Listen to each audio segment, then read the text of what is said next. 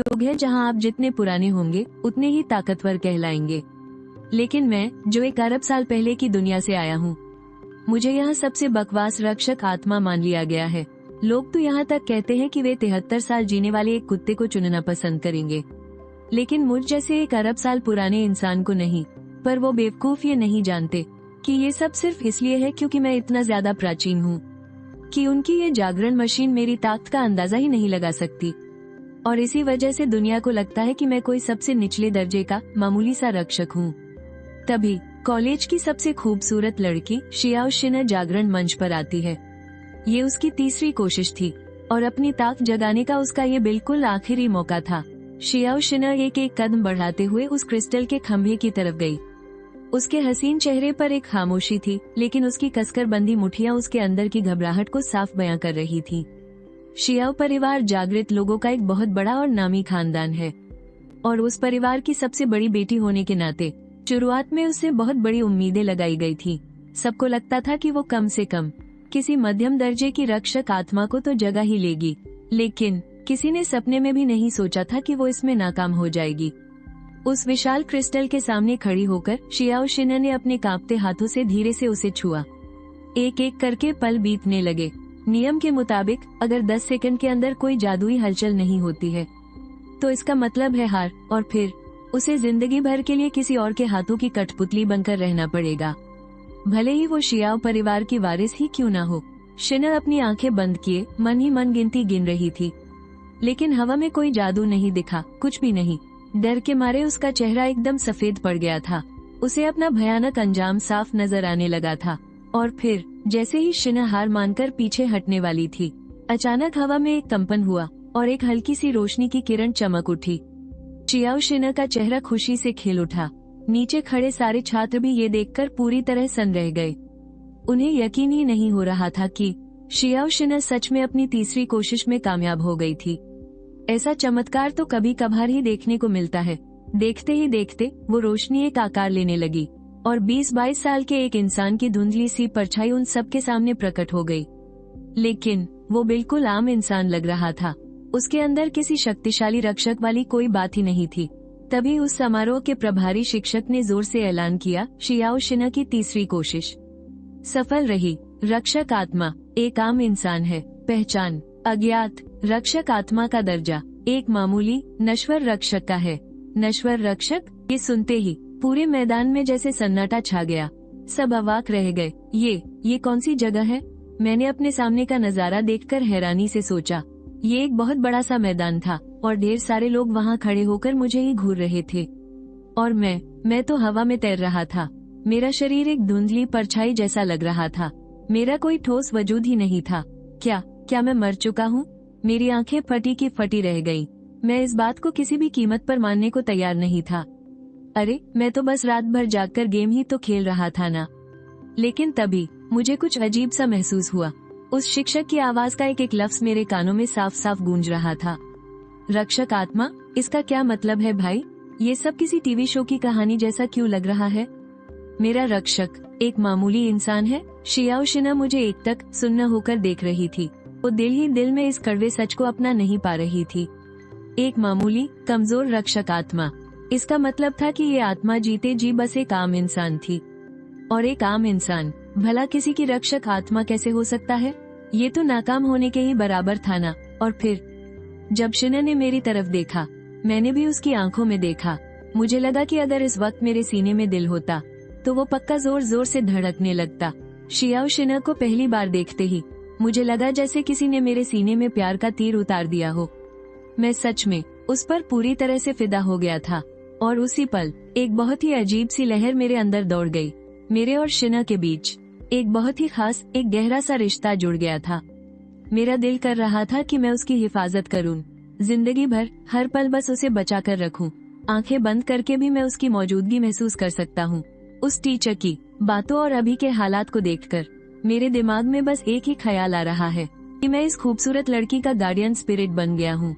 ये सोचकर ही मुझे बिल्कुल डर नहीं लग रहा, बल्कि मैं तो बहुत खुश हूँ।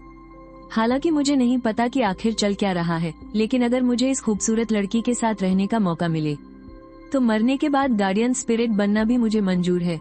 मुझे कोई पछतावा नहीं होगा। तभी अचानक से मुझे एक खिंचाव महसूस हुआ और मेरी आंखों के सामने अंधेरा छा गया। वो मैदान, वो लड़की, वो क्रिस्टल के खंभे, सब गायब हो गए। मैंने खुद को अपने किराए के कमरे में बिस्तर पर लेटा हुआ पाया। क्या वो सिर्फ एक सपना था? उधर श्याओ शिना ने खुद को कमरे में अकेला बंद कर लिया। वो बहुत ही परेशान लग रही थी। उसे अपने भविष्य की कोई राह नजर नहीं आ रही थी। कितनी मुश्किल से मेरी गार्डियन स्पिरिट जागी थी, लेकिन मैंने कभी नहीं सोचा था कि वो इतनी मामूली होगी। एक मोर्टल लेवल की स्पिरिट के साथ मैं दूसरों का मुकाबला कैसे करूंगी? Physical stage, marrow cleansing, blood exchange और फिर इननेट स्टेज। मुझे तो डर है कि मैं मैरो क्लींजिंग स्टेज तक भी नहीं पहुंच पाऊंगी। श्याओ शिना रोना तो चाहती थी, पर उसके आंसू सूख चुके थे। एक अवाकना और उसकी गार्डियन स्पिरिट एक दूसरे से जुड़े होते हैं, और एक मोर्टल लेवल स्पिरिट की क्षमता बहुत ही बेकार होती है। इसके साथ कोई ढंग की नौकरी मिलना भी नामुमकिन है। इस युग में जो चीज जितनी पुरानी होती है वो उतनी ही ज्यादा कीमती मानी जाती है। जैसे कि गार्डियन स्पिरिट्स को ही ले लो। कई ताकतवर गार्डियन स्पिरिट्स असल में लाखों साल पुरानी है, या फिर शायद करोड़ों साल पुरानी। यहाँ तक कि करोड़ों साल पुराने महान योद्धा भी, जो मरने के बाद एक लंबे अरसे तक इस युग के इंसानों की ताकतवर गार्डियन स्पिरिट्स बन चुके हैं।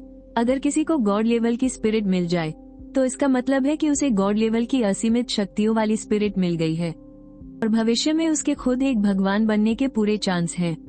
स्पिरिट का लेवल जितना ऊंचा होगा, कल्टीवेशन में उतनी ही तेजी आएगी। लेकिन ये मोर्टल लेवल की स्पिरिट, ये तो किसी काम की नहीं, ये तो उल्टा मेरे लिए बोझ बन जाएगी। एक ताकतवर गार्डियन स्पिरिट के अलावा आपकी मार्शल आर्ट्स तकनीक भी आपके भविष्य की सफलता तय करती है। तकनीक जितनी पुरानी होगी, उसकी ताकत उतनी ही भयानक होगी। मिसाल के तौर पर 10,000 साल पुरानी तकनीक अगर उसकी तुलना लाखों साल पुरानी तकनीक से करे तो वो उसके सामने कुछ भी नहीं है। लाखों साल पुरानी कोई कचरा तकनीक भी 10,000 साल पुरानी किसी महान तकनीक से कहीं ज्यादा ताकतवर होती है। आजकल के इंसानों ने तकनीकों को उनके समय और ताकत के हिसाब से 9 अलग अलग लेवल्स में बांट दिया है, और इन 9 लेवल्स के ऊपर आता है गॉड लेवल। उदाहरण के लिए हमारे श्याओ परिवार के पास 30 लाख साल पुरानी एक 7वें लेवल की तकनीक है, और इसी 7वें लेवल की तकनीक के दम पर श्याओ परिवार पूरे फीलान शहर में शान से खड़ा है और शहर का सबसे मशहूर और रसूखदार परिवार बन पाया है। वो वहीं बैठे काफी देर तक गहरी सोच में डूबी रही। फिर श्याओ शिना के चेहरे पर एक पक्का इरादा नजर आया। भले ही मुझे इस गार्डियन स्पिरिट का कोई सहारा न मिले, तब भी मैं मैरो क्लींजिंग स्टेज तक पहुँच कर रहूंगी। मैं अभी फिजिकल स्टेज के 3रे लेवल पर हूँ। फिजिकल स्टेज के पूरे 9 लेवल होते हैं। अगर समय के हिसाब से देखा जाए तो एक आम इंसान को इसके 9वें लेवल तक पहुँचने में पूरे 100 साल लग जाते हैं। एक निचले दर्जे की स्पिरिट इस समय को 3 गुना कम कर सकती है। माना कि मेरे पास स्पिरिट से मिलने वाला कोई कल्टीवेशन बूस्ट नहीं है, पर अगर मुझे 9वें लेवल की फिजिकल स्टेज तकनीक मिल जाए तो मैं इस समय को 81 गुना तक कम कर सकती हूँ। और अगर मैं कुछ जादुई जड़ी बूटियों का भी इस्तेमाल करूं तो मैं अपनी हाई स्कूल की पढ़ाई पूरी होने से पहले ही मैरो क्लींजिंग स्टेज में कदम रख सकती हूं और एक अच्छी यूनिवर्सिटी में एडमिशन ले सकती हूं। ये था श्याओ शिना का एक परफेक्ट प्लान। लेकिन सबसे बड़ी मुसीबत तो ये थी कि वो 9वें लेवल की तकनीक मिलेगी कहां से? अवाकना के लिए फिजिकल स्टेज सबसे पहली सीढ़ी होती है। जब एक अवाकना 9वें फिजिकल लेवल को पार कर लेता है, सिर्फ तभी वो अपनी स्पिरिट को असल रूप में बाहर बुला सकता है। युद्ध के दौरान जागृत योद्धा और रक्षक आत्मा एक साथ मिलकर लड़ते हैं। इससे जागृत योद्धा की भयानक ताकत बाहर आती है, इसलिए शारीरिक स्तर बहुत महत्वपूर्ण होता है। शारीरिक स्तर की तकनीकों को सभी बड़े गुट सबसे ज्यादा अहमियत देते हैं, लेकिन शियाओ परिवार की वो लेवल 7 की तकनीक शारीरिक स्तर की मुख्य तकनीक नहीं है, बल्कि वो लड़ने की एक विद्या है। शियाओ परिवार की सबसे बेहतरीन शारीरिक स्तर की तकनीक लेवल 6 की है, जो सिर्फ उच्च स्तर की रक्षक आत्माओं को ही दी जाती है।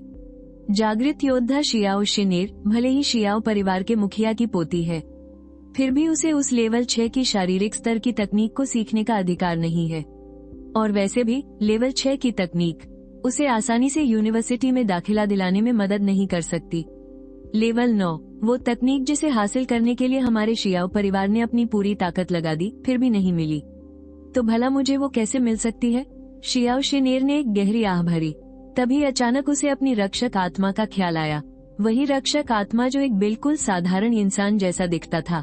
आखिर वो मेरी रक्षक आत्मा है, मुझे उसके बारे में थोड़ा तो जानना ही चाहिए। भले ही मैं उस पर निर्भर न रहूं, पर हमें एक साथ आगे तो बढ़ना ही होगा। ऐसा सोचते हुए शियाओ शिनेर अपनी रक्षक आत्मा के स्पेस में चली गई। रक्षक आत्मा का स्पेस इंसान की आत्मा के अंदर होता है। ये वो जगह है जहाँ रक्षक आत्मा रहती है। लेकिन जब शियाओ शिनेर उस स्पेस के अंदर पहुंची तो वो पूरी तरह से सन्न रह गई। मेरी रक्षक आत्मा का स्पेस ऐसा कैसे हो सकता है? ये तो तारों की एक पूरी आकाशगंगा है जो अनंत ब्रह्मांड की गहराइयों तक जाती है। शियाओ शिनेर की निगाहें उस रक्षक आत्मा के स्पेस में मौजूद आकाशगंगा की गहराई तक गई। वहाँ एक बहुत बड़ा भंवर था। पता नहीं वो कहाँ जा रहा था। रक्षक आत्मा की मालकिन होने के बावजूद शियाओ शिनेर भी उस भंवर के करीब नहीं जा पा रही थी। ऐसा लग रहा था कि बस उसके पास जाने से ही वो भंवर उसकी चेतना को कुचल कर रख देगा।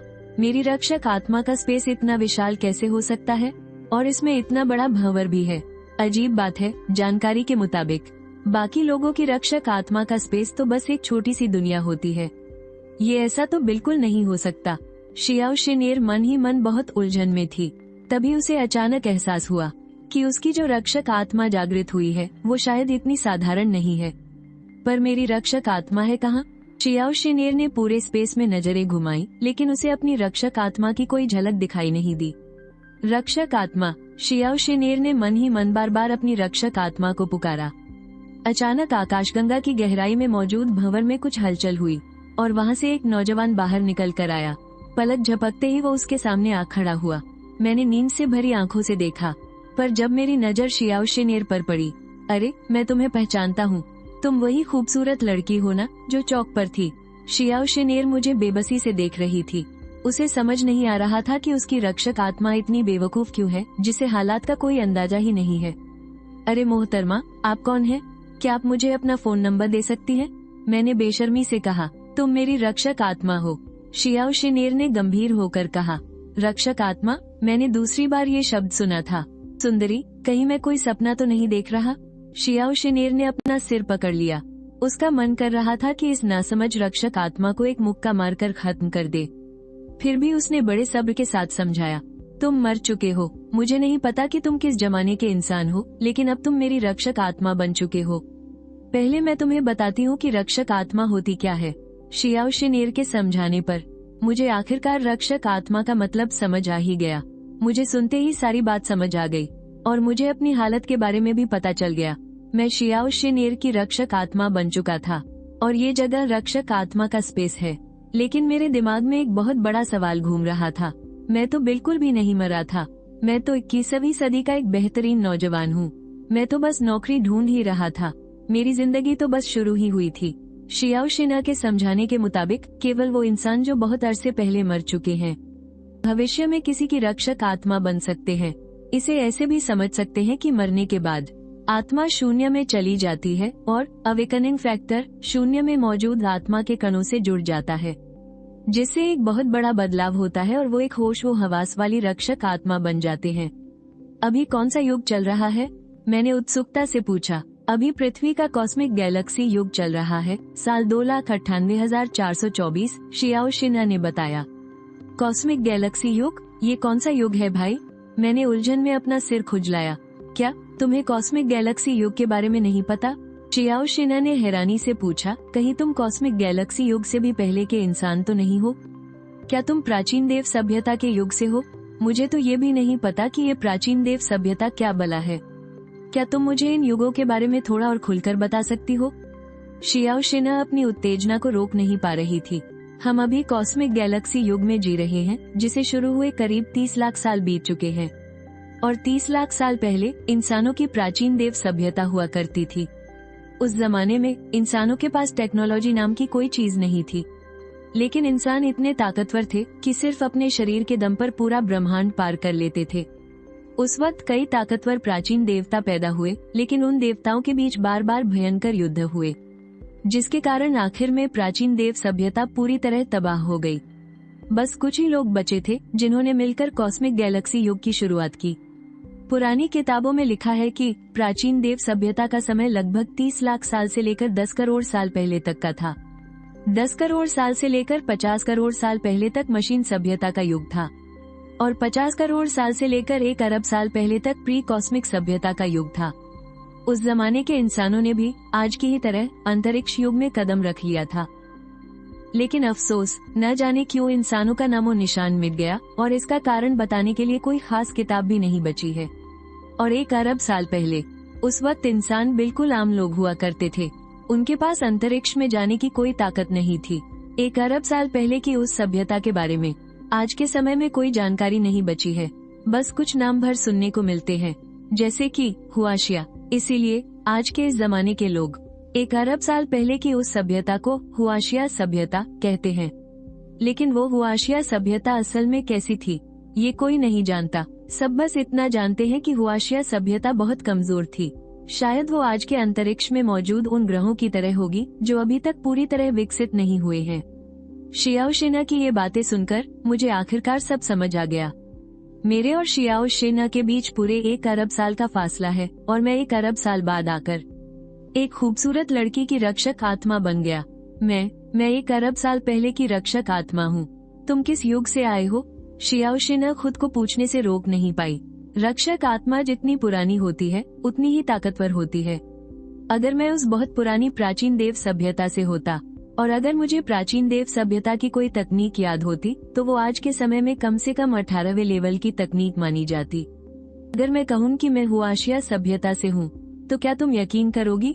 मैंने शियाओ शेना की आंखों में देखकर गंभीरता से कहा, हुआशिया सभ्यता? तुम मजाक तो नहीं कर रहे? शियाओ शेना का शरीर एकदम सिहर उठा। जब से इतिहास लिखा जा रहा है तब से इंसानों की सबसे पुरानी रक्षक आत्मा 10 करोड़ साल पहले की मशीन सभ्यता की ही रही है। 20 करोड़ साल पहले की कोई रक्षक आत्मा तो आज तक पैदा भी नहीं हुई। तो भला तुम 1 अरब साल पुरानी हुआशिया सभ्यता से कैसे हो सकते हो? लेकिन यार, मैं सच कह रहा हूँ, मैंने अपने दोनों हाथ हवा में उठाते हुए कहा। अगर तुम मुझे 1 अरब साल पहले की हुआशिया सभ्यता की कोई तकनीक दिखा दो तो मैं तुम्हारी बात मान लूंगी। 1 अरब साल पुरानी हुआशिया तकनीक? मैंने अचरज से कहा, पर अगर मैंने तुम्हें दिखा भी दी तो भी तुम उसे नहीं पहचान पाओगी।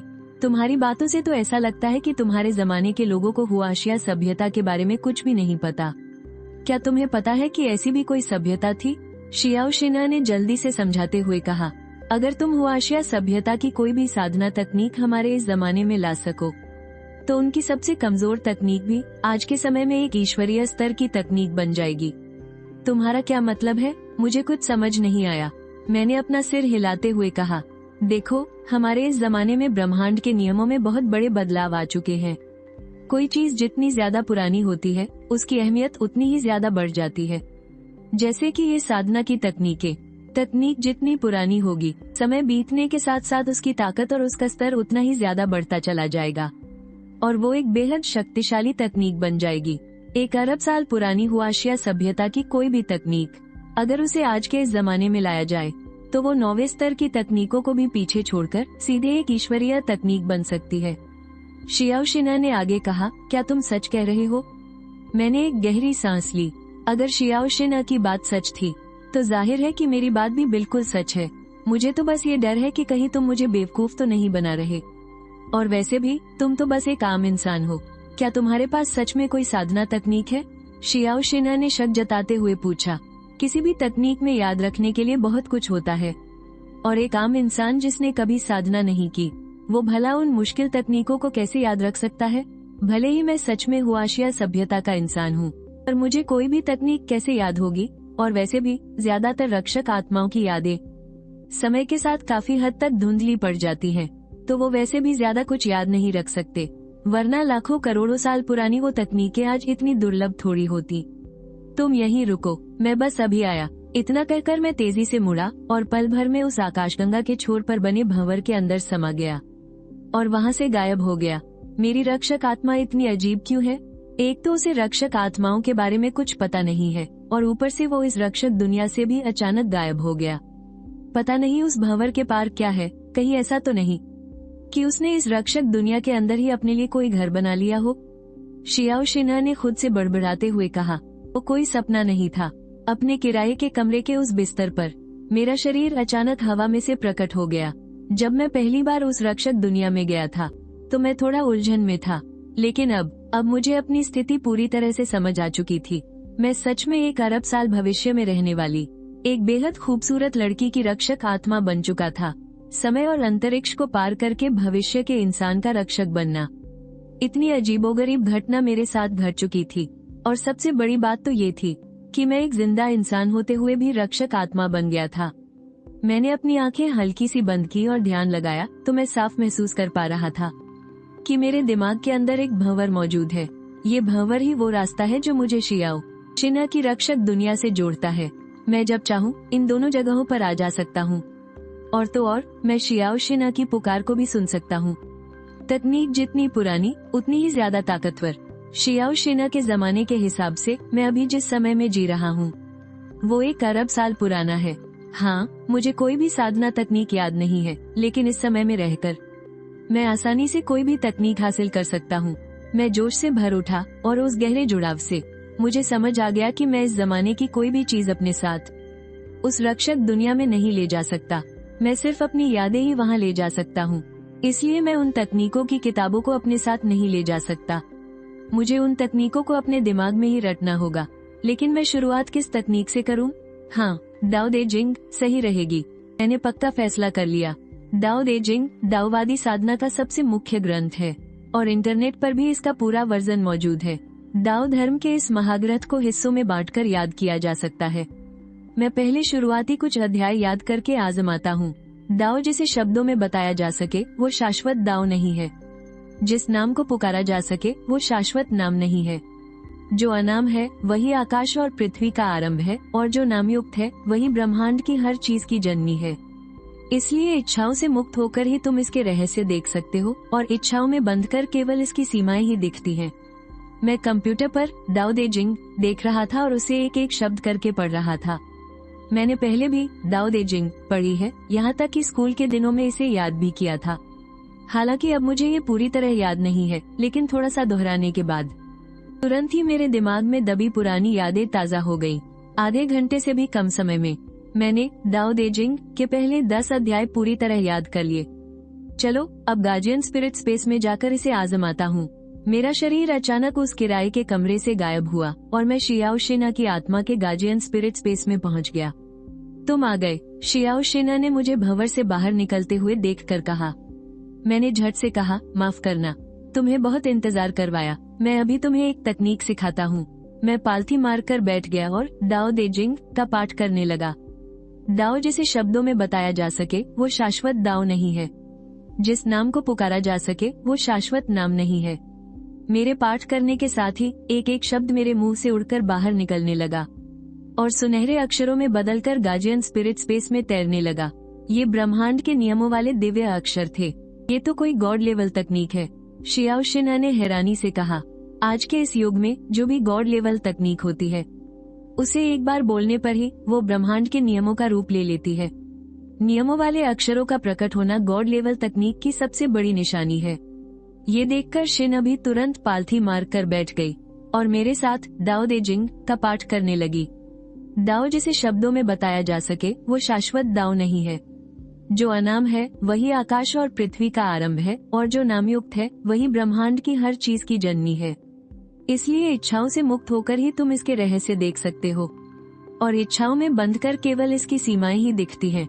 शिना के पाठ करने के साथ ही डाओ दे जिंग का असीम ज्ञान उसके मन में समाने लगा। इस युग में डाओ दे जिंग पहली बार सामने आई थी। इसे जो विरासत और ज्ञान प्राप्त हो रहा था उसे इस युग के ब्रह्मांडीय नियमों ने भी स्वीकार कर लिया था, और शिना मेरे साथ बैठकर डाओ दे जिंग का पाठ कर रही थी। इसलिए उसे भी इस महाग्रंथ की विरासत मिलने लगी थी। और उधर बाहरी दुनिया में डाओ दे जिंग ने एक भारी तहलका मचा दिया था। शिना के शरीर के चारों ओर ढेरों दिव्य अक्षर प्रकट होकर घूमने लगे और उसके आसपास का पूरा हिस्सा ब्रह्मांडीय नियमों के एक बड़े सागर में बदल गया। यह ऊर्जा धीरे धीरे उसके शरीर को बदल रही थी, लेकिन ये तो बस एक छोटी सी हलचल थी। असली तहलका तो पृथ्वी के आसमान के ऊपर मच रहा था, जहाँ पूरे ब्रह्मांड के नियम पृथ्वी पर उतर रहे थे। अनगिनत सुनहरी किरणें मिलकर आसमान में एक विशाल परछाई का रूप ले रही थी। यह एक बुजुर्ग की आकृति थी, जिसके बाल तो सफेद थे लेकिन चेहरे पर बच्चों जैसी चमक थी। उसने दाओ साधुओं वाले कपड़े पहने थे। यह कोई और नहीं बल्कि चीनी सभ्यता के महान पौराणिक संत लाओजी थे। लाओजी शून्य में खड़े थे और उनके नीचे एक विशाल ताई ची का चक्र घूमते हुए पूरी आकाशगंगा की रचना कर रहा था। उनकी आंखें दाओ की दुनिया में बदल चुकी थी और उनके होंठ दाओ दे जिंग का पाठ कर रहे थे। बस फर्क ये था कि कोई और सुन नहीं पा रहा था कि लाओजी क्या कह रहे हैं। लोगों को सिर्फ उनके होंठ हिलते हुए दिखाई दे रहे थे। ओम। आकाश और पृथ्वी के नियम पूरी तरह से कांप रहे थे। किसी विशाल घंटे की गूंज की तरह यह आवाज पृथ्वी के पूरे आसमान को हिला रही थी। हम इंसान आसमान में सिर्फ इस चमत्कार को देख सकते थे, लेकिन उन्हें जरा भी अंदाजा नहीं था कि आखिर हो क्या रहा है। हालांकि पृथ्वी के कई शक्तिशाली लोगों की नजरों में अंतरिक्ष में पृथ्वी के ब्रह्मांडीय नियमों का सागर जोरों से उबल रहा था और उसमें नियमों की एक विशाल सुनामी आ रही थी। उधर अर्थ फेडरेशन गॉड अलायंस के मुख्यालय में ब्रह्मांडीय नियमों में लिपटे हुए एक एक करके कई भयानक और ताकतवर लोग सामने आए। उन सबकी नजरें पृथ्वी के उस उबलते हुए सागर पर टिकी थीं। नियमों का सागर कांप उठा। प्राचीन देवता की परछाई आ चुकी थी। ये किसी दिव्य तकनीक के प्रकट होने का संकेत है। एक बेहद हैरान कर देने वाली आवाज गूंजी। यह आवाज अर्थ फेडरेशन के गॉड अलायंस मुख्यालय के ऊपर गूंज उठी। पुराने दस्तावेजों के अनुसार जब भी कोई दिव्य तकनीक दुनिया में आती है तो नियमों के सागर में कंपन पैदा होता है। ये ब्रह्मांडीय नियमों के उतरने और इस तकनीक को स्वीकार करने से पैदा होने वाला नजारा है। नियमों के सागर का कांपना ये पक्का कर देता है कि कोई नई दिव्य तकनीक प्रकट हुई है। अफसोस की बात है कि हम उस जगह का पता नहीं लगा सकते जहां ये प्रकट हुई है, वरना मैं खुद जाकर इसे देखना पसंद करता। वैसे भी आम दिव्य तकनीकें हम जैसे लोगों के किसी काम की नहीं होती। केवल वही दिव्य तकनीकें काम की मानी जाती हैं जो 5 बार से ज्यादा कंपन पैदा कर सके। नियमों का सागर ऐसे कांप रहा है जैसे कोई विशाल घंटा गूंज रहा हो। शरीर की शुद्धि, रक्त और मज्जा का कायाकल्प और फिर सीधे ईश्वरीय शक्ति की प्राप्ति। शून्य ग्रह। केवल वही शक्तिशाली लोग जो शून्य स्तर तक पहुंच चुके हैं नियमों के सागर के कांपने की इस आवाज को सुन सकते हैं। मुझे डर है कि अब तक इसने पूरी पृथ्वी पर मौजूद शून्य स्तर से ऊपर के सभी शक्तिशाली लोगों का ध्यान खींच लिया होगा, और जब ऐसा होगा तो शायद कई विवाद खड़े हो जाएंगे। पता नहीं इस बार जो तकनीक सामने आई है उसका स्तर क्या है। अगर यह 5 कंपन से कम वाली दिव्य तकनीक हुई तो ज्यादा बड़ा विवाद नहीं होगा, लेकिन अगर यह 5 बार से ज्यादा गूंजी तो शायद हम लोग भी इस दिव्य तकनीक को हासिल करने निकल पड़ेंगे। पर इस तकनीक से ज्यादा मुझे उस बूढ़े आदमी के बारे में जानने की उत्सुकता है जो शून्य को रौंदते हुए उस सागर के ऊपर खड़ा है। इस बूढ़े आदमी का रूप उन सभी प्राचीन देवताओं से बिल्कुल अलग है जिन्हें मैं जानता हूँ। यह जरूर करोड़ों साल पहले के मशीनी सभ्यता वाले युग का कोई इंसान होगा। जब अर्थ फेडरेशन के गॉड अलायंस के कई शक्तिशाली लोग आपस में इस पर चर्चा कर रहे थे, तभी एक विशाल और बख्तरबंद शरीर वाला आदमी मुड़ते हुए अंतरिक्ष के बीच से बाहर निकला। सितारों जैसी चमकती उसकी आंखों ने नियमों के उस सागर को घूरा और पृथ्वी के ऊपर मौजूद उस बूढ़े आदमी को देखकर उसके चेहरे पर गहरी हैरानी छा गई। ये प्राचीन रूप, ये तो शायद 50 करोड़ साल पहले का कोई व्यक्ति है। उस विशाल आदमी ने चौंकते हुए कहा, किंग जिनजुन, तुम कोई मजाक तो नहीं कर रहे? 50 करोड़ साल पहले का व्यक्ति? ये सुनकर गॉड अलायंस के सभी शक्तिशाली लोग सन्न रह गए। उनके सामने खड़ा यह विशाल आदमी किंग जिनजुन था, जो इस समय अर्थ फेडरेशन अलायंस में तैनात सबसे शक्तिशाली इंसान था। किंग जिनजुन ने शांत आवाज में कहा, फेडरेशन का गॉड अलायंस अनगिनत आकाशगंगाओं में फैला हुआ है। भले ही पृथ्वी मानव फेडरेशन का जन्म स्थान है, लेकिन तुम लोग भी जानते हो कि फेडरेशन में आज पृथ्वी की ताकत उतनी ज्यादा नहीं है। इसके उलट दूसरे ग्रहों पर प्राचीन खंडहरों की खोज के कारण नई दिव्य तकनीकों के प्रकट होने की घटनाएं लगातार होती रहती हैं।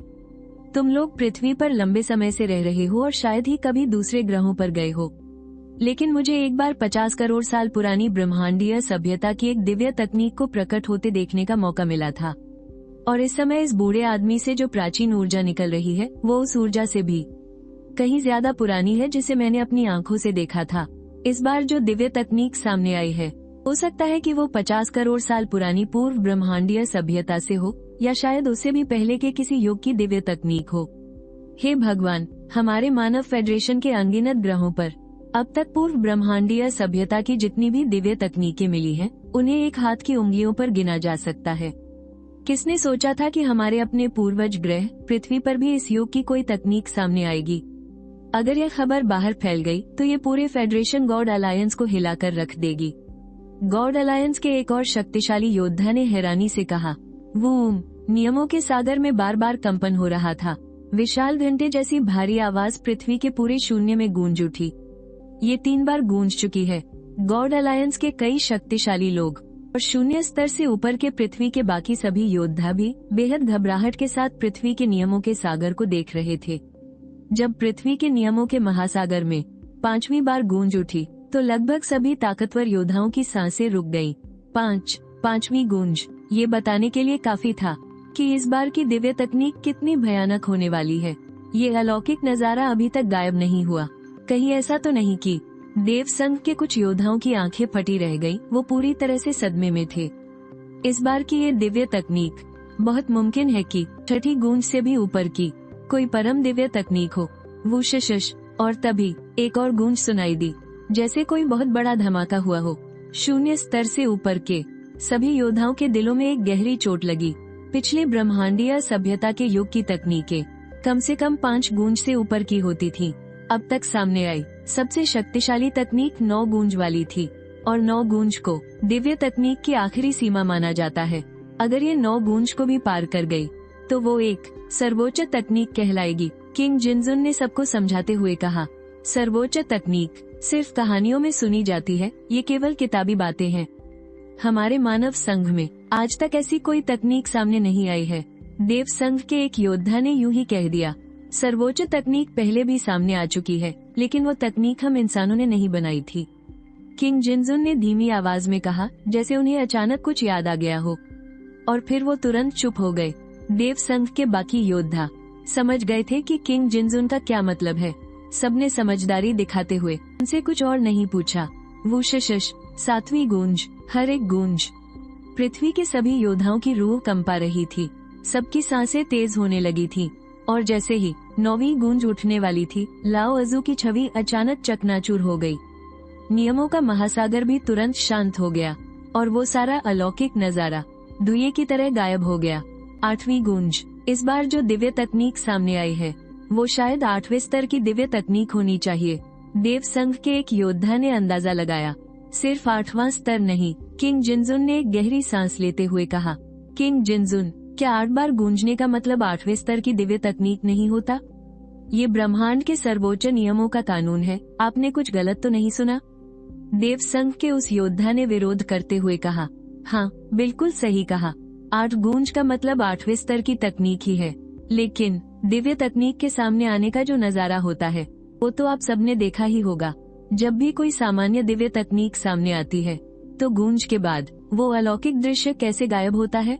क्या वो धीरे धीरे गायब होता है। देव संघ के बाकी योद्धाओं ने कुछ सोचते हुए जवाब दिया, लेकिन इस बार ये दृश्य कैसे गायब हुआ? किंग जिनजुन ने दोबारा पूछा। ये अचानक से चकनाचूर हो गया, देव संघ के एक योद्धा ने जवाब दिया। किंग जिनजुन की आंखों में गहराई छा गई और वो गंभीर आवाज में बोले, दृश्य का चकनाचूर होना, इसका मतलब है कि ये कोई अधूरा हिस्सा है, ये कोई पूरी तकनीक सामने नहीं आई है। सिर्फ एक अधूरे हिस्से ने ही 8 बार गूंज पैदा कर दी। क्या तुम लोग जानते हो इसका क्या मतलब है? देव संघ के बाकी योद्धा बिल्कुल अच्छी तरह जानते थे कि इसका क्या मतलब है। इसका मतलब था कि इस बार जो दिव्य तकनीक सामने आई है उसका स्तर 8वें स्तर की दिव्य तकनीक से भी कहीं ज्यादा ऊपर है। शायद ये 9वें स्तर की दिव्य तकनीक है या फिर कोई सर्वोच्च तकनीक। बहुत से योद्धाओं को किस्मत से बेहद प्राचीन दिव्य तकनीकें मिल जाती हैं, लेकिन वो ज्यादातर टुकड़ों में ही मिलती हैं। वो कभी भी पूरी की पूरी तकनीक एक ही बार में दुनिया के सामने नहीं लाते।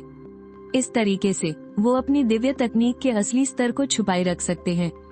दिव्य तकनीक के सामने आने का ये अलौकिक नजारा सिर्फ एक ही बार पैदा होता है।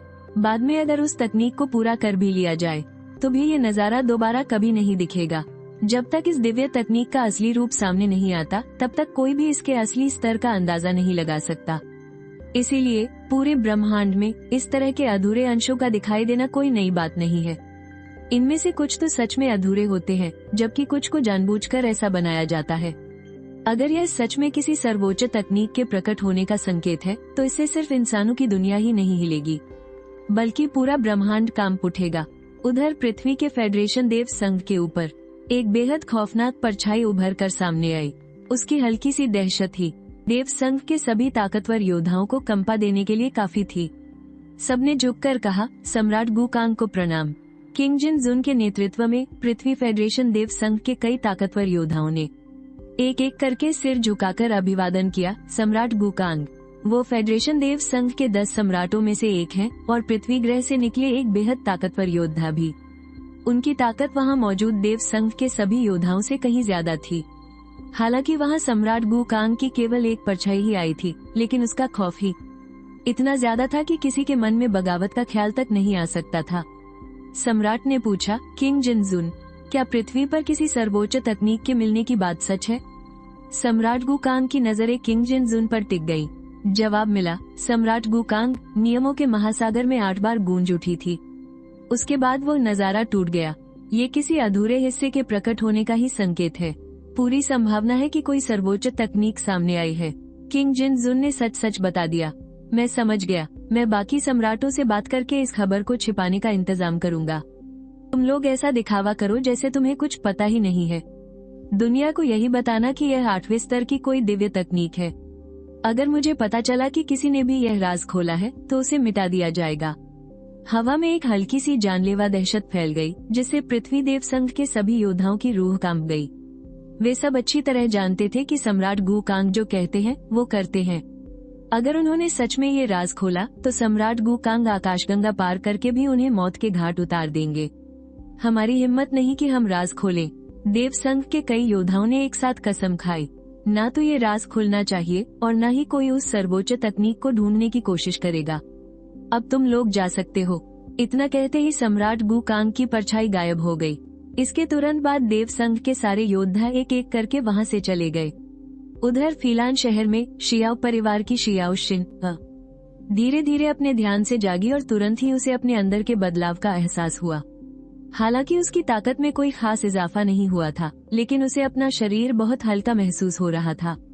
उसके सोचने समझने की रफ्तार पहले से कहीं ज्यादा तेज हो गई थी, जैसे अचानक उसे कोई असीम ज्ञान मिल गया हो। उसका दिमाग पूरी तरह खुल चुका था। मुझे यकीन नहीं होता कि मुझे सच में एक दिव्य तकनीक मिल गई है। शियाओ शिन को तो मानो अपनी किस्मत पर यकीन ही नहीं हो रहा था। एक दिव्य तकनीक की कीमत पूरे शियाओ परिवार की दौलत से भी कई गुना ज्यादा होती है। और तो और उसे जो मिला था वो कोई आम दिव्य तकनीक नहीं थी। वो तकनीक किस स्तर की है ये तो वो अपनी मौजूदा ताकत से समझ ही नहीं सकती थी, लेकिन वो इतना जरूर जानती थी कि यह कोई मामूली दिव्य तकनीक तो बिल्कुल नहीं है। अब उसे मेरी बात पर पूरा यकीन हो चुका था कि मैं सच में हुआशिया सभ्यता के युग से आया हूँ। हुआशिया सभ्यता के उस दौर की तकनीकें, चाहे वो कितनी भी बेकार क्यों ना हो, अगर इस जमाने में आ जाएं, तो वो भी शायद एक बेहद ताकतवर दिव्य तकनीक बन जाएंगी। अगर किसी को ये पता चल गया कि उसके पास हुआशिया सभ्यता के युग की एक इंसानी रक्षक आत्मा है, तो अंजाम बहुत बुरा होगा। ये राज बिल्कुल बाहर नहीं आना चाहिए। इसे हर हाल में छिपाकर रखना होगा। शियाओ शिन ने अपने मन ही मन में ये बात ठान ली। रक्षक आत्मा के उस आयाम में शियाओ शिन मुझसे फिर से मिली और पूरे उत्साह के साथ बोली, मुझे तुम पर पूरा यकीन है। तुम सच में उसी हुआशिया सभ्यता के युग से आए हो। ये ताओ ते चिंग हमारे जमाने की शायद सबसे बेहतरीन और ताकतवर दिव्य तकनीक है। ऐसा लगता है कि इसका काम हमारी समझ और आत्मा को निखारना है, साथ ही यह ब्रह्मांड के नियमों को समझने में भी मदद करती है। मैं अभी नियमों को समझने के स्तर से बहुत दूर हूँ। क्या तुम्हारे पास शरीर को मजबूत करने की कोई तकनीक है? हमारे इस युग का पहला स्तर शारीरिक स्तर है। अगर मुझे इस स्तर की कोई तकनीक मिल जाए तो मैं यकीनन बहुत तेजी से ताकतवर बन सकती हूँ। शरीर को मजबूत करने वाली तकनीक। मैंने थोड़ा गहराई से सोचा और फिर हामी भरते हुए कहा, हाँ मिल जाएगी। लेकिन अभी मैंने तुम्हें जो दाओ दे जिंग सिखाई है वो उसका बस एक छोटा सा हिस्सा है। बाद में मैं तुम्हें पूरी दाओ दे जिंग सिखा दूंगा। ठीक है। चियाओ शिना ने सिर हिलाकर हामी भरी। मैंने कहा, मैं पहले अपनी यादों को थोड़ा खंगाल लेता हूँ, देखता हूँ कि शारीरिक स्तर की कोई अच्छी तकनीक है या नहीं। मिलने पर तुम्हें सिखा दूंगा, ठीक है? मैंने पूछा। उसने कहा, हाँ ठीक है, तुम जाकर अपनी यादें खंगाल लो। शियाओ शिन मान गई। फिर मैं उस भंवर से होते हुए गाजियन स्पिरिट स्पेस से बाहर निकल आया। अपने चीनी सभ्यता वाले युग में वापस लौटकर मैंने तुरंत खोजबीन शुरू कर दी। शरीर को मजबूत करने वाली तकनीकों के बारे में लगभग आधा घंटा लगा और मुझे इंटरनेट पर शाओलिन वज्र अविनाशी शरीर की गुप्त किताब मिल गई। शाओलिन वज्र अविनाशी शरीर शाओलिन की सबसे बेहतरीन तकनीकों में से एक है, लेकिन इंटरनेट पर इसका सिर्फ पहला हिस्सा ही था। पता नहीं इसे किसने अपलोड किया था। इसके बीच वाले और आखिरी हिस्से का तो कोई नामोनिशान ही नहीं था। शारीरिक स्तर की तकनीक। शाओलिन वज्र अविनाशी शरीर यकीनन सबसे बेहतरीन तकनीक होनी चाहिए। इसका पूरा वर्जन जरूर शाओलिन मंदिर में होगा। खैर छोड़ो इन सब बातों को, पहले इसका ये शुरुआती हिस्सा ही शियाओ शिना को दे देता हूँ। और हाँ, मैं भी तो उस युग में इसका अभ्यास कर सकता हूँ। जब मेरी ताकत बढ़ जाएगी तो मैं सीधे शाओलिन मंदिर जाकर उनसे इसका पूरा वर्जन मांग लूंगा। यही सब सोचते हुए मैंने शाओलिन वज्र अविनाशी शरीर के पहले हिस्से के मंत्रों को याद करना शुरू कर दिया। और तभी मुझे एक बहुत ही हैरान कर देने वाली बात पता चली। मैंने बस इसे कुछ ही बार पढ़ा था और मुझे वज्र अविनाशी शरीर का पहला हिस्सा पूरी तरह से याद हो गया था, एक एक लफ्ज बिना कोई गलती किए। मेरी याददाश्त इतनी खतरनाक कब से हो गई? मैं हैरान था। अचानक मुझे दाओ दे जिंग की याद आई। मैंने गार्जियन स्पिरिट स्पेस में दाओ दे जिंग का अभ्यास किया था। दाओ दे जिंग समझने की क्षमता और आत्मा की शक्ति को बढ़ाती है। हालांकि मैंने बस एक ही बार इसका अभ्यास किया था, लेकिन इसका असर कमाल का था। इसने मेरी याददाश्त को बहुत ज्यादा तेज कर दिया था। हालांकि मैं अभी तक उस स्तर पर तो नहीं पहुंचा हूं कि एक बार देखते ही सब याद हो जाए, लेकिन मैं उसके काफी करीब जरूर हूं। इसलिए बस कुछ बार पढ़ने से ही मुझे सब याद हो गया। इस युग में वज्र अविनाशी शरीर का कोई खास इस्तेमाल नहीं है। ये बस शाओलिन की एक शानदार तकनीक भर है। अगर इसमें महारत हासिल करनी हो तो कई दशकों की कड़ी मेहनत के बिना ये बिल्कुल बेअसर है। चलो गार्जियन स्पिरिट स्पेस में चलते हैं। मेरा शरीर पलक झपकते ही भंवर को पार करते हुए गार्जियन स्पिरिट स्पेस में पहुंच गया। शियाओ शिना, मैं वापस आ गया हूँ। मैंने गार्जियन स्पिरिट स्पेस में आवाज लगाई। मेरा गार्जियन स्पिरिट मुझे बुला रहा है। शियाओ शिना ने मेरे मन की पुकार सुन ली थी। वो आवाज उसके दिमाग में गूंज उठी थी जिसे अनसुना करना नामुमकिन था। इसलिए शियाओ शिना तुरंत अपनी चेतना के साथ गार्जियन स्पिरिट स्पेस में आ गई। शियाओ शिना, मुझे शारीरिक स्तर के लिए एकदम सही तकनीक मिल गई है, लेकिन कुछ वजहों से अभी मैं तुम्हें इस तकनीक का सिर्फ 1/3 हिस्सा ही दे सकता हूँ। पर अभी तुम्हारे अभ्यास के लिए ये काफी होगा, मैंने उसे समझाया। ठीक है, जल्दी से मुझे सिखाओ ना। शियाओ शिना बहुत बेताब थी। 1/3 हिस्से की तो बात ही छोड़िए, अगर यह चीनी सभ्यता की कोई बेकार सी तकनीक भी होती तब भी वो इसे पाने के लिए तरस रही होती। मैं इस तकनीक के मंत्र पढ़ूंगा और तुम मेरे पीछे पीछे दोहराना। मैं पालथी मारकर बैठ गया और फिर धीमी आवाज में मेरे मुंह से नियमों के रहस्यमयी शब्द निकलने लगे और शियाओ शिना भी मेरे साथ उन्हें दोहराने लगी। लगातार मंत्र पढ़ने के साथ ही वो रहस्यमयी शब्द शरीर के अंदर समाने लगे और इसी के साथ ईश्वरीय स्तर की तकनीक का हस्तांतरण शुरू हो गया। इस शक्ति को ग्रहण करने के साथ साथ इस तकनीक के ज्ञान और समझ को एक साथ अपनाना होगा, वरना किसी दिव्य तकनीक को समझना कोई बच्चों का खेल नहीं है। और तभी पृथ्वी के आसमान में फिर से एक अजीब हलचल हुई। एक और दिव्य तकनीक प्रकट हुई है। एक ही दिन में 2 बार दो दिव्य तकनीकें सामने आ गयी। क्या कोई प्राचीन खजाना खुल गया है? पिछली बार नई दिव्य तकनीक 10 साल पहले दिखी थी। किसने सोचा था कि आज इतने कम समय में ही 2 नई दिव्य तकनीकें सामने आ जाएंगी? इससे पहले वाली तो 8वें स्तर की दिव्य तकनीक थी। पता नहीं इस बार वाली किस स्तर की होगी। इस वक्त शून्य लोक से ऊपर के सभी शक्तिशाली योद्धा आसमान की ओर टकटकी लगाए देख रहे हैं। उन्हें बस एक बौद्ध वज्र की विशाल छाया पालथी मारे बैठी नजर आ रही है। उसका शरीर एक सुनहरे दानव में बदल गया है, जिसने पृथ्वी के बाहर के अंधेरे अंतरिक्ष को भी रोशन कर दिया है। उस वज्र की छाया के जरा सा हिलने पर ही ऐसा लग रहा है मानो पूरा आसमान फट जाएगा। वज्र के प्रकट होते ही चांद की चमक भी फीकी पड़ गई और उसी समय ब्रह्मांड के नियमों के महासागर में एक भयंकर लहर उठने लगी। भनभनाहट की आवाज के साथ कुछ ही देर में वो महासागर 6 बार गूंज उठा और तभी पृथ्वी के ऊपर मंडरा रही वो वज्र की छाया अचानक टूटकर बिखर गई। ये भी अधूरा ही है। पृथ्वी संघ के देवदूत सम्राट जिन्ना ने आसमान की ओर देखकर हैरानी से कहा, फिर से एक अधूरा अंश। सिर्फ एक अधूरा अंश होकर भी ये 6 बार गूंजा। हालांकि ये पहले वाले जितना शक्तिशाली तो नहीं, लेकिन ये उससे बहुत ज्यादा कम भी नहीं है। आखिर इस धरती पर हो क्या रहा है? एक ही दिन में करोड़ों साल पुरानी 2 तकनीकें सामने आ गईं। और वो कौन इंसान है जिसे ये दोनों तकनीकें मिल गई हैं? सिर्फ सम्राट जिन्ना ही नहीं, देवदूत संघ के बाकी शक्तिशाली योद्धा भी गहरी सोच में डूब गए।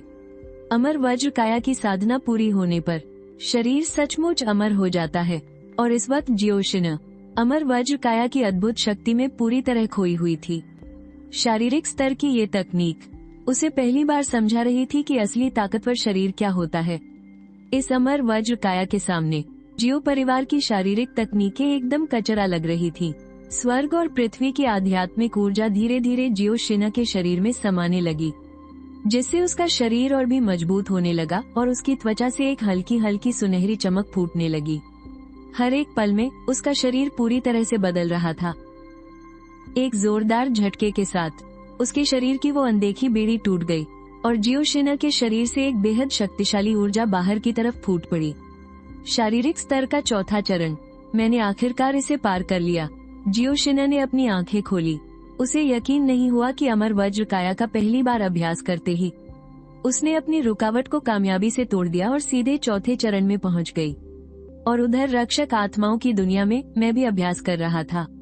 अगर तुलना की जाए तो इस अमर वज्र काया का असली वारिस तो मैं हूँ। जियो शिना को तो बस मेरा थोड़ा सा फायदा मिल गया है, इसलिए मुझे उससे कहीं ज्यादा फायदा मिला। मेरा शरीर बार बार टूट रहा था और फिर से जुड़ रहा था और उसमें से एक अनंत सुनहरी रोशनी निकल रही थी। शारीरिक स्तर का तीसरा चरण, फिर चौथा चरण। देखते ही देखते मेरी ताकत हैरान करने वाले पांचवें चरण में पहुंच गई। आधे घंटे से भी कम समय में मैं एक आम इंसान से सीधे शारीरिक स्तर के पांचवें चरण पर पहुंच गया और इसी के साथ अमर वज्र काया की विरासत से मिलने वाले सारे फायदे भी खत्म हो गए। अब इससे आगे बढ़ने के लिए तो धीरे धीरे ही अभ्यास करना होगा, लेकिन अमर वज्र काया का स्तर इतना ऊंचा है कि भले ही मैं धीरे धीरे अभ्यास करूं, तब भी बहुत जल्द इस स्तर को पार करके एक नई ऊंचाई तक पहुंच सकता हूं। तुम मेरी रक्षक आत्मा हो, तो फिर ऐसा कैसे हुआ कि मैंने सिर्फ एक चरण पार किया और तुम सीधे एक आम इंसान से शारीरिक स्तर के पांचवें चरण में पहुंच गए? ये बिल्कुल नाइंसाफी है। जियो शिना की चेतना जैसे ही मेरी दुनिया में दाखिल हुई, उसे मेरी बढ़ी हुई ताकत का अंदाजा हो गया। मैंने तुरंत अपनी सफाई दी। इससे साबित होता है कि मेरा टैलेंट बहुत हाई है।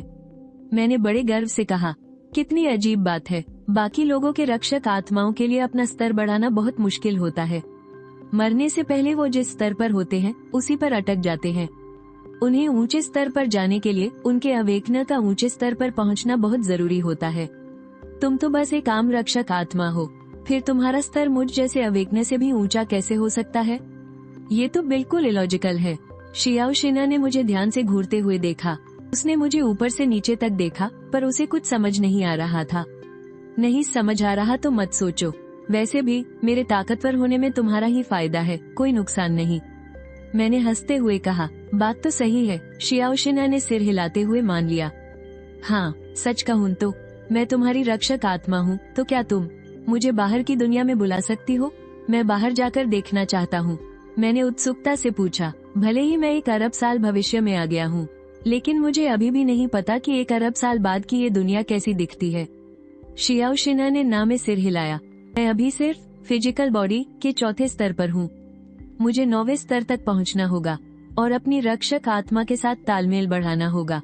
उसके बाद ही मैं तुम्हें लड़ने के लिए बाहर बुला पाऊंगी, और तो और हम दोनों आपस में मर्ज भी हो सकेंगे, ताकि हमारी ताकत और भी ज्यादा बढ़ जाए। मर्ज होना, ये सुनते ही मेरे दिमाग में गंदे गंदे ख्याल आने लगे। मेरे दिमाग में कुछ बहुत ही हॉट और रोमांटिक तस्वीरें छपने लगी, लेकिन मैं भूल गया था कि मैं शियाओ शिना की रक्षक आत्मा हूँ और हम दोनों के बीच एक दिमागी कनेक्शन है। भले ही शियाओ शिना को मेरी पूरी बात समझ न आए, लेकिन वो मेरे इन गंदे ख्यालों को महसूस कर सकती थी और उसने तुरंत इसे भांप लिया। तुम एक रक्षक आत्मा होकर भी ऐसी फालतू बातें सोच रहे हो। लगता है पिछले जन्म में तुम पक्का कोई बड़े ठरकी रहे होगे। शियाओ शिना ने गुस्से से कहा, मैं कोई ठरकी नहीं हूँ। मैं तो अपने पिछले जन्म में बिल्कुल शरीफ और सिंगल था। मैंने मुंह बनाते हुए कहा, तुम ठरकी ही हो। हमारे मर्ज होने का मतलब है कि मैं तुम्हारी ऊर्जा और तुम्हारी शक्तियों का इस्तेमाल करूंगी, या फिर तुम्हारा दिमाग मेरे शरीर को कंट्रोल करके लड़ेगा ताकि हम और ताकतवर होकर लड़ सके। बस इतना ही। तुम्हारे उन गंदे ख्यालों जैसा कुछ नहीं होने वाला। शियाओ शिना ने अपनी आंखें घुमाते हुए कहा, हाँ हाँ, समझ गया। मैंने जल्दी जल्दी सिर हिलाया। मुझे तुमसे और बात नहीं करनी। मैं जा रही हूँ वज्र अविनाशी शरीर की ट्रेनिंग करने। जब तक कोई बहुत जरूरी काम न हो मुझे मत बुलाना। शियाओ शिना ने हुक्म दिया। ठीक है, समझ गया। इसके बाद शियाओ शिना बाहर की दुनिया में अपनी ट्रेनिंग करने चली गई और मैं रक्षक आत्माओं की इसी जगह पर रहकर ट्रेनिंग करने लगा। अगर मैं वापस अपने पुराने हुआ शिया युग में गया तो मैं ये ट्रेनिंग नहीं कर पाऊंगा। इसलिए मैं अभी फिलहाल वापस नहीं जाने वाला। अगले दिन शियाओ शिन फेलान फर्स्ट हाई स्कूल गई। रास्ते में उसने बहुत से लोगों को आपस में खुसुर पुसुर करते हुए सुना। क्या तुम लोगों को पता है कि कल आसमान में जो 2 बड़े चमत्कार दिखे थे, उनका मतलब क्या है? सुना है कि जब कोई गॉड लेवल की तकनीक दुनिया में आती है तभी ऐसे चमत्कार होते हैं। वो चमत्कार एक गॉड लेवल तकनीक थी। लेकिन तुम्हें एक बात नहीं पता होगी, गॉड लेवल तकनीकों के भी अलग अलग स्तर होते हैं। कल जो 2 नई गॉड लेवल तकनीकें सामने आई हैं, उनमें से एक 6ठे स्तर की गॉड लेवल तकनीक है। वाह, इतने ऊंचे स्तर की गॉड लेवल तकनीक! ये तो पक्का कई करोड़ साल पुरानी कोई तकनीक होगी। अगर मुझे ये दोनों गॉड लेवल तकनीकें मिल जाए ना, तो मैं पक्का एक पूरी गैलेक्सी की ताकत को अपने अंदर समेट लूंगा और प्लेनेटरी लेवल में कदम रख दूंगा। फिर मैं फेडरेशन गॉड एलायंस में शामिल हो जाऊंगा और एक सबसे महान और ताकतवर गॉड एलायंस लीडर बन जाऊंगा। उन छात्रों की ये सारी बातें शियाओ शिन के कानों में एक एक शब्द साफ साफ पड़ रही थी। 6ठे स्तर की गॉड लेवल तकनीक? लेकिन उसने तो मुझसे कहा था कि ये उस तकनीक का बस एक छोटा सा हिस्सा है। तो फिर वो पूरी तकनीक कितनी ताकतवर होगी? ये सोचते ही शियाओ शिन अब पूरी तरह से सन्न रह गई। शियाओ परिवार की सदस्य होने के नाते शियाओ शिन को भी गॉड लेवल तकनीकों के इन स्तरों के बारे में थोड़ी बहुत जानकारी थी। दिव्य तकनीकों को भी 9 स्तरों में बांटा जा सकता है, लेकिन आम लोग कभी इन दिव्य तकनीकों तक पहुंच ही नहीं पाते, इसलिए वो इनके स्तर पर ज्यादा ध्यान नहीं देते। आम लोगों की नजरों में सबसे निचले यानी पहले स्तर की दिव्य तकनीक भी उनके लिए किसी अकल्पनीय शक्ति जैसी होती है। शियाओ शिनेर ने भी जिस दिव्य तकनीक का सपना देखा था, वो बस पहले स्तर की एक तकनीक पाने की उम्मीद कर रही थी, और 7वें या 8वें स्तर से ऊपर की दिव्य तकनीकों के बारे में तो वो सोच भी नहीं सकती थी। लेकिन अब मैंने उसे जो दिव्य तकनीक के कुछ हिस्से यूं ही सिखा दिए थे। वो हैरानी की बात है कि 8वें और 6ठे स्तर की दिव्य तकनीकों के बराबर पहुंच गए हैं। जो 2 तकनीकें मैंने उसे सिखाई हैं, अगर वो पूरी होती, क्या वो सर्वोच्च तकनीकें होंगी? शियाओ शिनेर को अचानक ख्याल आया, अगर ये सच में सर्वोच्च तकनीकें हुई तो शायद फेडरेशन डिवाइन अलायंस के बड़े अधिकारी भी इन्हें छीनने के लिए पागल हो जाएंगे। फेडरेशन डिवाइन अलायंस इंसानी देवताओं के जुटने की जगह है और इंसानों को संभालने वाला सबसे ताकतवर संगठन भी है, जो इंसानों के सबसे ऊपरी स्तर के बराबर है। फेडरेशन डिवाइन अलायंस में शामिल होने की सबसे छोटी शर्त प्लेनेटरी लेवल है। ये प्लेनेटरी लेवल असल में अपने शरीर के अंदर एक आकाशगंगा बनाने जैसा है। अगर प्राचीन ईश्वरीय सभ्यता की बात माने तो एक बार जब कोई दिव्य तत्व आकाशगंगा बना लेता है तो वो प्लेनेटरी लेवल का योद्धा बन जाता है। अपने शरीर के साथ ही अंतरिक्ष को पार करना उनके लिए बहुत ही आसान बात होती है, और उनकी उम्र भी एक अकल्पनीय स्तर यानी 10,000 साल तक पहुंच जाती है। आम लोगों के लिए 10,000 साल तक जिंदा रहना किसी देवकथा जैसा है। अगर किसी परिवार में एक प्लेनेटरी लेवल का योद्धा पैदा हो जाए तो वो पूरे परिवार को 10,000 सालों तक सुरक्षित रख सकता है। इसीलिए प्लेनेटरी लेवल तक पहुंचना अनगिनत इंसानों का आखिरी लक्ष्य बन चुका है।